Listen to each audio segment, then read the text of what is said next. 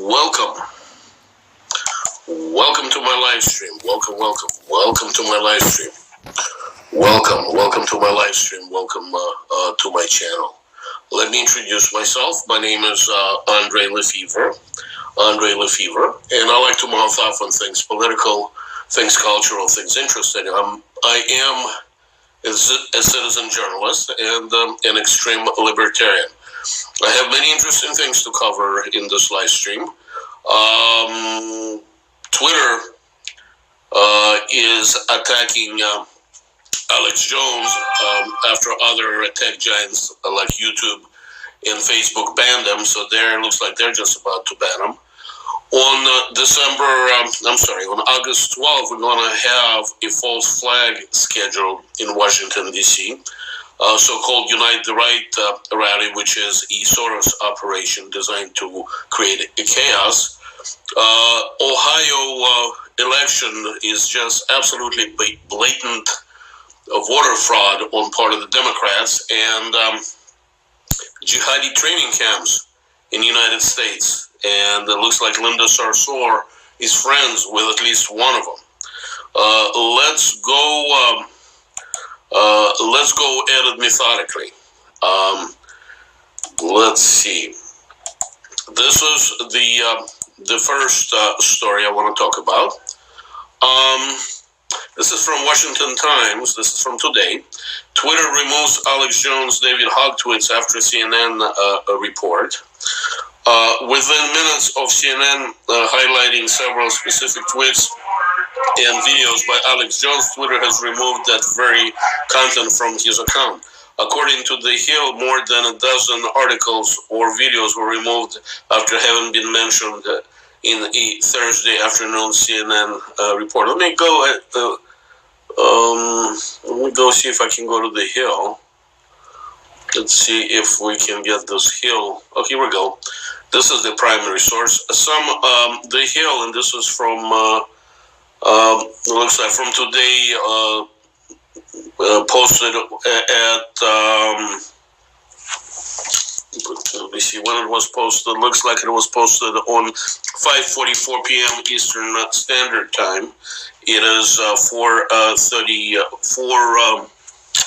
You know what? I'm getting blind here. 4:58 p.m. in California, where I am at. Let me read you some of the stories. Several tweets and videos posted by InfoWars host Alex Jones were removed from Twitter shortly after they were reported on by CNN on Thursday. More than a dozen videos and tweets from Jones' account containing content that apparently violated the site's content policy were deleted less than an hour after article by CNN Oliver Darcy went live.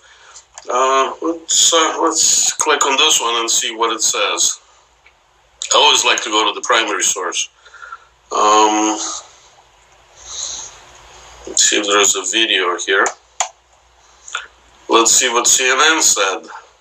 I'm on CNN website. Twitter's Vice President for Trust and Safety, Del Harvey, told employees in an email on Wednesday that a far-right conspiracy theorist, Alex Jones, and his fringe media organization, InfoWars, had posted to Twitter the same content that led YouTube and Facebook to take action against Jones and InfoWars. Twitter would have done the same too. It's worth noting that at least some of the content Alex Jones published on other platforms, Facebook and YouTube, that led to them taking enforcement against him would have also violated our policies. So basically, Twitter is following other tech giants and wants to muzzle Alex Jones. It is not difficult to understand why they're doing it to Alex Jones. It's really quite simple. It's really quite simple. It is obvious that the left, the Democrats, are planning this series of violent false flags. One of them that's going to happen on this Sunday in Washington, D.C., which I'm going to touch upon for a second. Also, they're scared shitless that we American, thinking American citizens will get the real news and really treat CNN and the rest of the corporate control media as what they are, Soros shields and just propaganda arm of the globalists. What's going on in Washington D.C. does worry me. This is a story from USA Today. We denounce hate. Washington D.C. braces for Unite the Right rally. This is truly disingenuous because Unite the Right rally has nothing to do with Trump support, nothing to do with libertarians, has nothing to do with conservatives, has nothing to do with freedom-loving people. It is organized by somebody by the name of Jason Kessler, and here's his website, Jason Kessler. .us, and let's wait for it to load. He has a YouTube channel, and there was a picture of him here, and I guess it'll take a moment for it to load. Here we go. Let's see here. Here, that's what he looks like. Let's go back to the previous page. The Daily Progress, which is a newspaper in the Charlottesville area, has published the following story. Kessler issued NPS permit for rally in D.C. And actually they have, let me see if I just clicked on it. Here is the copy of the permit.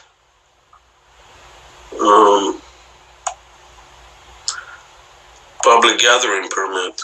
Okay. Let's go back to the story. The National Park Service will allow Jason Kessler's second Unite the Right rally to be held in Washington, D.C.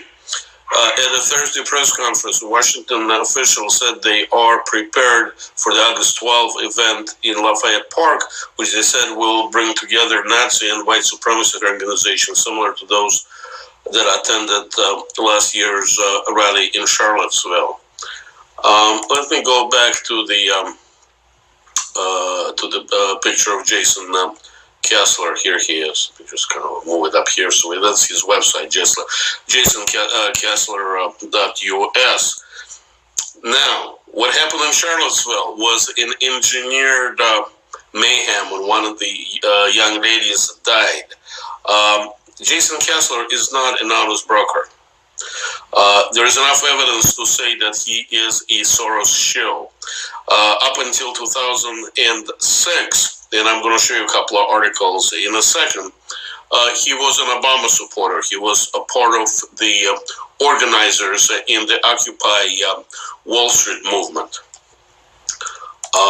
This is We Are on Liberty Talk.fm. And this is from last year. And let me put my reading glasses on so I can see. This was posted on August 15, 2017. Organizer Justin Kessler was Occupy movement Obama supporter 8 months ago. So that was posted roughly a year ago. So a year and 8 months ago, he was an Obama Occupy movement supporter. Unite the Right organizer Jason Kessler was reportedly an Obama supporter involved in the Occupy movement as recently as November 2016 before establishing his white supremacist group Unite and Security for America in January 2017, per the Southern Poverty Law Center. Rumors about white nationalist forums that Kessler's ideological pedigree before 2016 was less than pure and seemed to point to involvement of the Occupy movement and past support for President Obama. In one recent speech in favor of Charlottesville status as a sanctuary city, Kessler licensing himself as an attendee, questioning him, and apologized for non-disclosed spat during Kessler's apparent involvement with Occupy. So it looks like we have a false flag. We have a Nazi movement led, white supremacist movement led by an Obama supporter, and we shouldn't be surprised. The Nazi Party, the full name of it in Germany was called National Socialist, and it was one of the branches of the Marxist progressive movement. Marxists, American Democrats, and socialists and fascists in Italy all came from the same ideological tree. They're close siblings. All of them were atheists. They didn't believe in God. They didn't believe in Judeo-Christian values, the family. So it's not surprising that it was very easy to get somebody like this person, like this guy, to turn white supremacy. But whether it's genuine or not, I don't know. But it is obvious. There's no financial support for the white supremacist movements in the United States. There's some deranged individuals who believe in it, but the rest of them are either paid for the Democratic Party as a piñata, so the White Lives Matter and Antifa can beat up on them, or they are I don't know, they're entrapment tools by the ATF and other federal agencies to entrap people for domestic terrorism. There is no grassroots. There is no grassroots support for the white nationalism in the United States. It's either federal agents or a false flag by the Democratic Party. Let's see. The next story. Let's see here. Is from Daily Progress again. Kessler, and this is from August 17, 2017. Kessler described as one-time wannabe liberal activist. I'm not going to read it, but it basically says the same thing. That he was an Obama supporter. It is obvious that the Democrats want to create chaos in Washington D.C. This is a normal tactic. What Soros supported color revolutions happen. They control both the right and so-called right and the left, and then they clash them together to create chaos. The plan is always when those people clash, they bring in private military companies to start real mayhem and start shooting. Then the radicals who want to create a coup d'etat in the law enforcement and military of any given country, in our case, United States, declare martial law under the pretext of saving innocent lives. But the chaos was created by those people who want to create a coup d'etat, and I'm afraid that the plan could be, and I'm not saying that it will succeed, but it's a test run in my opinion, to see if all of this mayhem in Washington D.C. could be blamed on Donald Trump and force him to resign, or if the conspirators think it's possible, arrest him or assassinate him. And declare martial law at the same time, arrest all the prominent conservative and libertarian journalists and thinkers, turn off, really truly censor the internet, and institute the globalist agenda. I think this is the goal. I doubt that they're going to succeed, but you have to watch out for that. This is not a joke. If you want to dismiss me as a crazy conspiracy theorist, think about this. That's what happened in Ukraine. This is how Russian Revolution happened. This was what was tried in Hungary. This was succeeded in Macedonia. That's what happened in Yugoslavia. So there are precedents. There are precedents of forward with it. The next story. Let's see here. Let's see. Here we go. Just give me a second. Here we go. This one is truly disturbing. If you remember, a couple of days ago, a story broke that a jihadi at a training camp in New Mexico kidnapped at least one child. It was training children to create mass shootings in American schools. And that was in New Mexico. Apparently, Linda Sarsour has ties with him and actually praised him. And I found this video, which I am on. Where am I on? BizPackReview.com, and she praises him by name. So let's play the video. Okay, let's start now. So let's the video load. I think this was a. Oh, skip ad, that's what happens. And to my favorite person in this room, that's mutual, is Imam Siraj Wahaj, who has been a mentor, a motivator, encourager of mine. Siraj Wahaj is the man who was arrested for training little children in New Mexico to shoot up schools and kidnapping, I think, at least one child to do that. So let's play again. She's praising him by name. And to my favorite person in this room, that's mutual, is Imam Siraj Wahaj, who has been a mentor, a motivator, an encourager of mine, someone who has taught me to speak truth to power and not worry about the consequences, someone who has taught me that we are on this earth to please Allah and only Allah, that we are not here to please any man or woman on. All right, so this is... And to my favorite person... Let me stop this. So this is a darling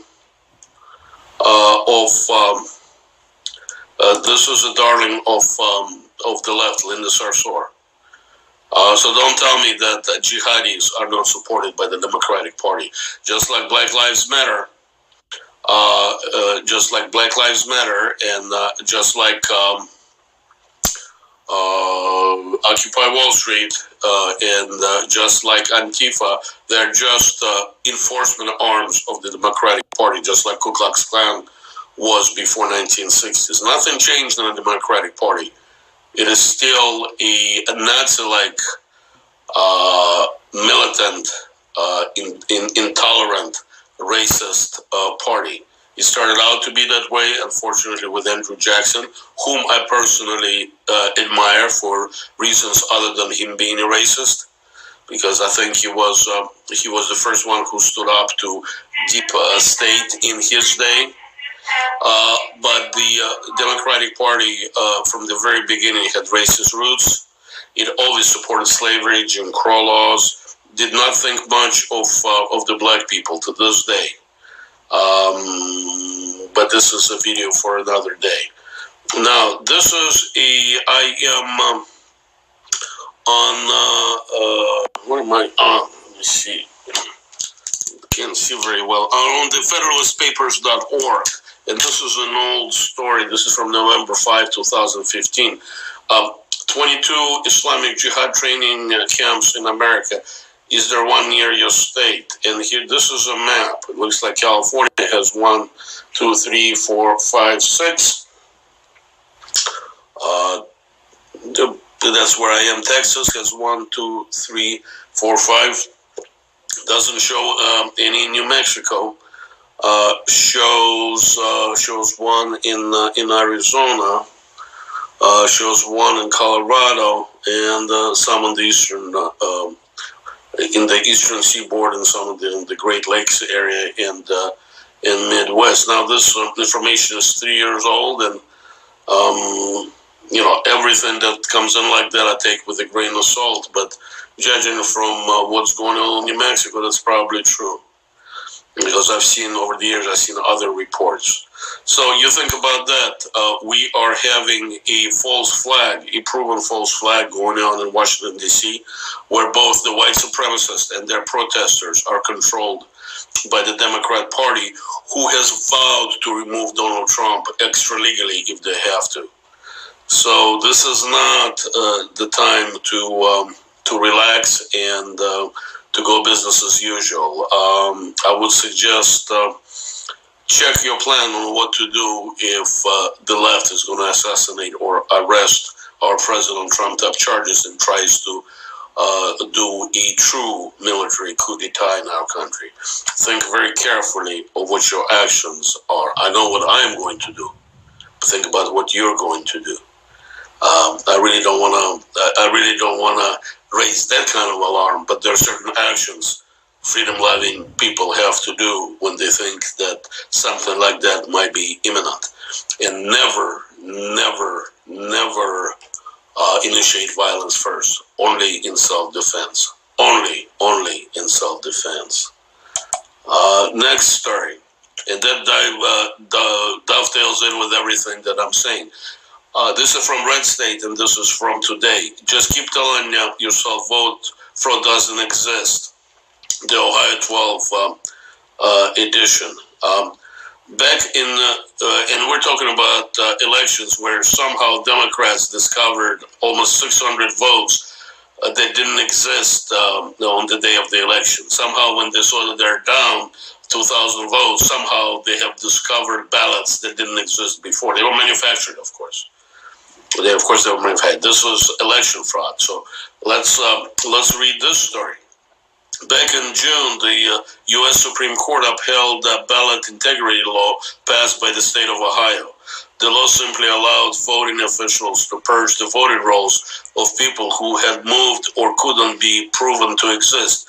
The vote fraud doesn't exist crowd was an uproar. As it turns out, Ohio had a damn good reason for doing this. Yesterday, I posted on the self-tentative win by Republican Troy Balderson in the special elections in Ohio 12. Balderson squeaked out a 0.9 percentage point win. The non-profit watchdog group Government Accountability Institute did a review of Ohio's voter list before the election. Ohio 12 had 170 voters who were older than 116. Let me make a comment on that. So on the voter rolls, there were 170 people who were older than 116. Is it possible? Of that 170, 124 were born in 1800s. 72 of them, of the 170, showed up to vote in 2016. How do you spell cemeteries voted? Superannuated voters weren't unheard of like this from Washington Times. In the recent research, Allegheny County's voter roll for the April 26, 2016 primary elections revealed that 367 people were listed with birthdays of 1/1/1800. Another 106 had birthdays from 1890 to 1915, with voters' ages ranging from 101 to 126. Yeah, they went to the cemeteries and they just collected the names. The Democrat Party went to the cemeteries.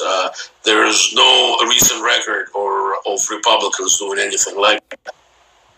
In the 2014 midterm elections, 427 people in Allegheny County who voted had birthdays of 1/1. Okay, in 2010, the United Census found only 330 supercentenarians, that is, people 110 and older, in the entire nation. However, voter rolls in the three combined Pennsylvania counties turned up at least 176 supercentenarians who voted in 2012, for counting the 100 listed with 1/1/1800 birth date. I'm not going to read anymore, but you're getting the gist. This is how the only way Democrats can win. They can cheat. Voter fraud. In California, they can win. I really hope that Republican Party will enlist somebody like Roger Stone, who is an expert of turning situations like that around. By the way, it is not. It is not in and it is not. It is not an accident that Mr. Stone is under attack. He is the one who knows. Well, by the deep state, he keeps on being deposed, and people are suing him frivolously. Because he is a successful political operative who knows how to handle things like that. Also, Paul Manafort, his old partner, who is right now in the solitary confinement in fighting trumped-up charges that have nothing to do with supposed Russian collusion. He's another one that can help in situations like that. And he was rendered totally helpless because he is in prison on trumped-up charges right now. Don't think those things are a coincidence. But I have confidence in Donald Trump and his crew and in Republican operatives in Ohio that they're going to handle that situation. Usually when a situation like that is handled by our side, we really don't hear about it. Very rarely you hear Republicans crow about the making of the elections. And this is a very dirty process. It is a very, very dirty process. Our elections are not clean. They're not clean. And they're not clean because the Democratic Party is constantly cheating and constantly trying to fix the elections. Republicans do that on occasion too, but not quite as often. Our side, the conservatives and libertarians, such action is abhorrent. And therefore, the Republican candidates who are supported by libertarians and Christian conservatives like myself are mindful that if we find out that the Republicans are involved in something like that, we will not support them. Not so for Democrats. By any means necessary. By any means necessary. That's their motto. All right, the next story. And let's see here.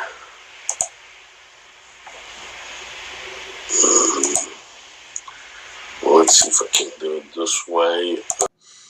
I'm going to present it. Here's an interesting story from Gateway Pundit. Just talking about voter fraud generated by Democratic Party in the United States and illegal voting. Wow, California State Assemblywoman admits she was an undocumented illegal video. And let me click on this so we can look very this video because it is fascinating. Let's see if I can find it.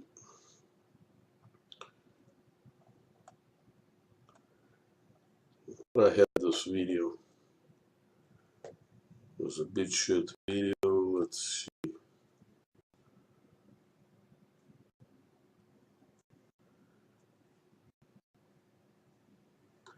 No, this is something else. I guess the video didn't load because earlier.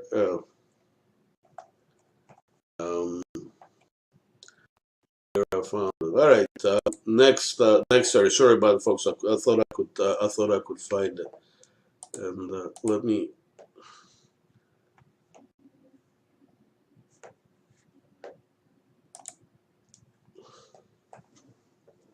Here we go. I'm just refreshing the page.